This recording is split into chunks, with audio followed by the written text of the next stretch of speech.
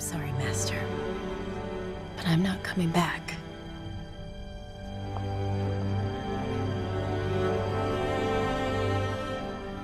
So with some of the recent news of the Disney Plus show for Ahsoka being leaked, I thought it may be a fitting time to talk about her, specifically how she felt when being assigned as Anakin Skywalker's Padawan, because we may get to see some of this in live-action flashbacks. Now, obviously over the course of 7 seasons of the Clone Wars, we get to see Ahsoka and Anakin's relationship really form, but in the Clone Wars novel, Wild Space, we get to see a more detailed look on how Ahsoka truly felt when becoming Anakin's Padawan. On her final day of preparation, it would be announced that she would undergo the teachings of Jedi Knight Anakin Skywalker, and in an excerpt from the book, we learn that Ahsoka originally had feelings of fear mixed with excitement, both due to Anakin's reputation as the Chosen One, though this would begin to make her doubt herself, believing that she was not worthy of becoming his Padawan. You see, Ahsoka had only heard the great successes of Anakin Skywalker, therefore she saw him as flawless, causing her to put a great amount of pressure on herself and her abilities. Not many had seen or heard of Anakin's past or flaws,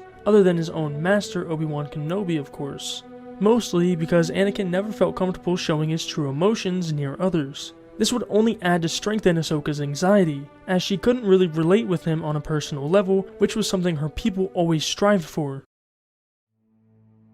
On a more positive note though, this would all begin to change after their first meeting, when Ahsoka quickly learned that not only were the stories of his bravery and knowledge true, but that she could actually relate to him after seeing some of his failures alongside of his brash and bold combat style. This would begin to ease her, truly seeing him for who he was, a Jedi Knight, just like the rest of them. This would prove to only be half the battle though, because Ahsoka no longer held Anakin on such a high pedestal, she would gain back a bit more of her confidence, making her more eager to try and prove herself to him, leading to a very rapidly growing problem, envy.